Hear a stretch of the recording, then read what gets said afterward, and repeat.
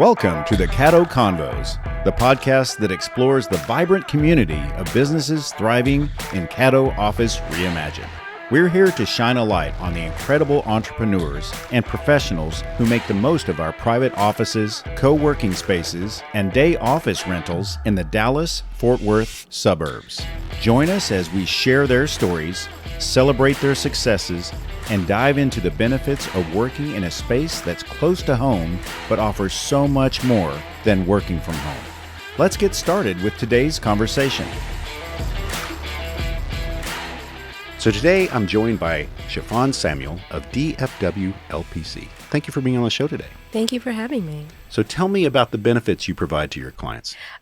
My client makeup is of kind of mostly healthy employed people. I see people in insurance, but their makeup is that they have had long-term patterns that have made things difficult for them to level up in the world. So like, why am I always getting passed off for the promotion, or why do my relationships only last maybe a year? So in those introductory questions, we delve into the deeper things. So yeah, and people that have more prescient, issues, there's definitely places to refer them. Interesting. So how do you help your clients? Through processes in talk therapy. I'm an active listener. I'm very present, but also providing a space for them to make these discoveries and then being a team member with them on their discoveries, right? Also, at some point, there's soft confrontations to help them get out of their patterns, but really through support and teaching them how to be in the therapeutic space. Who do you help most? Talk to me about your I hate to use this word, but your average client. My average demographic, like I said, professionals, mostly women, right? Because women kind of lead in therapeutic clientele. Age range anywhere from maybe early 20s to late 50s is probably the range that I'm seeing the most. Excellent. Mm-hmm. And so walk me through the client journey. I'd say they contact you first through your website or otherwise. Mm-hmm. Let's start there. Typically, they'll fill out an intake form through, and I'm on Growth Therapy, right? Growth Therapy. And I take that intake and I kind of shape their first session. I do an informal intake in our first session because I'm trying to build a therapeutic relationship, which depends on comfort, right? So if they feel safe with me in that first session, we can do pretty well. In the intake, I ask about background, presenting concern. And I call it the presenting concern, I'm using air quotes, is usually what was the thing that brought you in here that eventually drove you into a therapist's office, right? Some people know right away and others we find out through the conversation.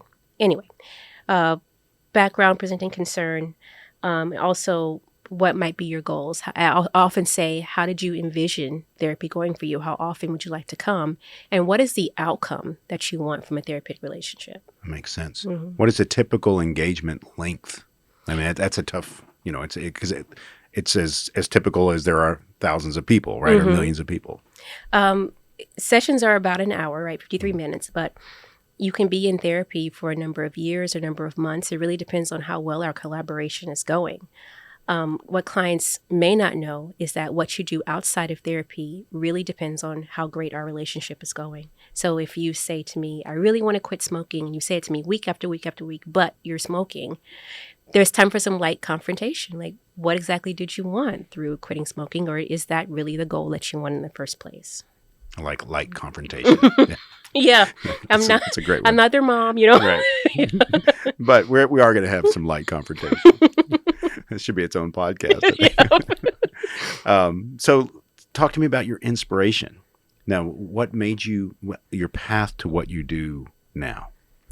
I'm a naturally analytical person. I love to ask questions and I love braiding together a story to find answers. And my journey started years ago when I was active duty in the Air Force. I was an intelligence analyst, so already in love with asking questions. But I took Psychology 101 when I was 25 years old, and my purpose spread out before me. I really knew what I wanted and how to marry the things, asking questions to really helping people in a more one-to-one way. In service, especially in the early 2000s, I was really helping, right? Yeah. But it was broader. So now I help one-to-one every day and seeing individual clients. And from there, I guess I kept serving and I kept going to school while I was active duty. And there came to a point where I had to choose either getting my master's and continuing the journey or continuing to serve because it was starting to compete too much. Yeah. And I decided, well, I'm going to go with my greatest desire and follow that into being a therapist. And I never looked back, but every day I take a little bit of what I learned as an airman and incorporate it into my practice. Excellent. Well, on behalf of our audience, thank you for your service. Oh, I appreciate that. And obviously, by the smile on your face and the joy you must have in your profession, you made the right choice. Oh, yes, I do. I'm confirmed every day. I always say I get to do this, not I have to. Yeah. That's wonderful. That's a great way to start every day. Yeah. Talk to me about, so your office here in the Caddo Office Reimagined. What's it? Talk to me about your journey here. What brought you here? Well, I went off solo on my own in 2023, really. And I'd already cycled through 2 other places.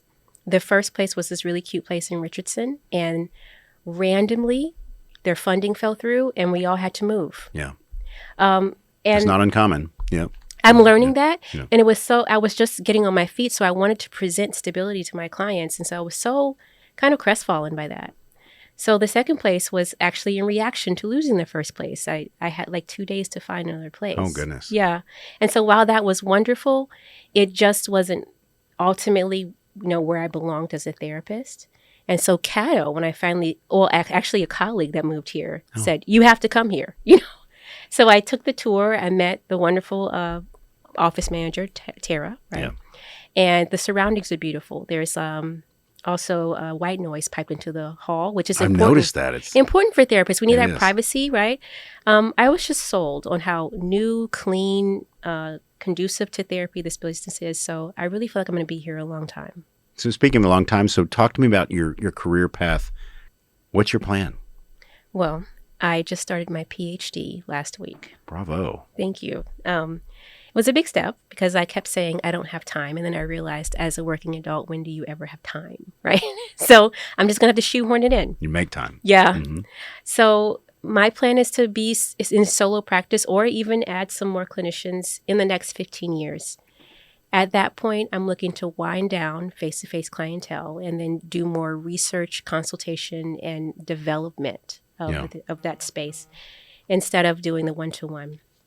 So that's my plan. That's a good plan. Thank you. Yeah, it's a growth plan. Mm-hmm. Well, especially, just witnessing the smile on your face when you talk about your profession. You clearly love it. Yeah. And so there's nowhere but up for someone like you who's clearly your mission is to help other people. So tell me about, so you're here in Plano. Your office is here in Plano. Mm-hmm. Tell me about the areas you serve. Are you strictly in person? Do you do some online, or what's the best way to help? I serve both online and in person, and I have clients as far away as Galveston, Austin, other cities, but of course they're online. And I like that online versus in-person duality. I feel I can serve more people.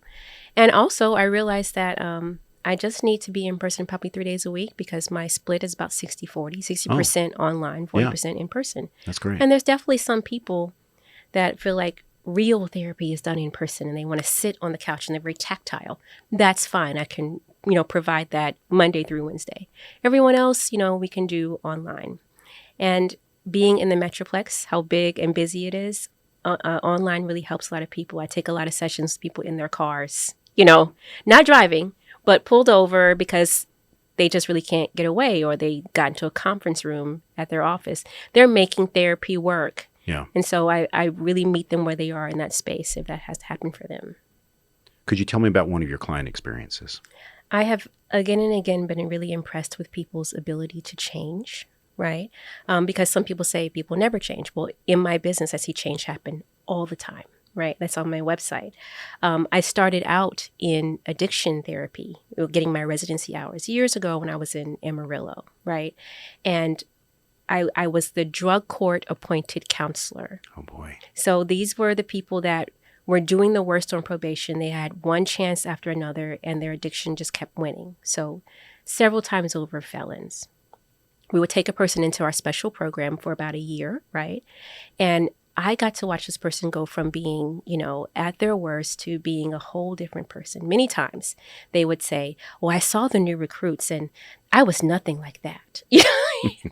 They can't even identify with who they used to be. Wow. So watching a person like not have all their teeth, the hygiene's bad, their thinking is bad, pushing them, challenging them because they're saying, this is your last chance. Is this or prison, right? Yeah.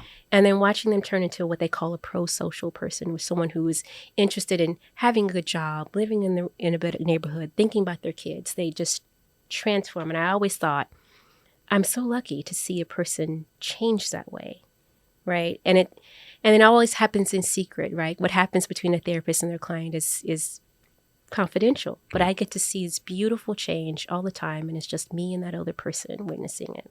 I think that's special. That's beautiful. I love that term. It's one of the things I enjoy about meeting people like you is I get to learn all these new terms. Pro-social. It's really great. But it's great too that you get to witness, especially, when you mention it's difficult for some people who, we've all had our lows, but the low you're describing is extremely low. Yes. Like the mental and physical anguish a person must be feeling to be that low. And you get to see them to rise to their best possible self given the circumstances. Yeah. So what a blessing you must be to their lives. So I can't thank you enough for coming in and being on the show today, Chiffon. It's been a pleasure meeting you. Well, thank you so much.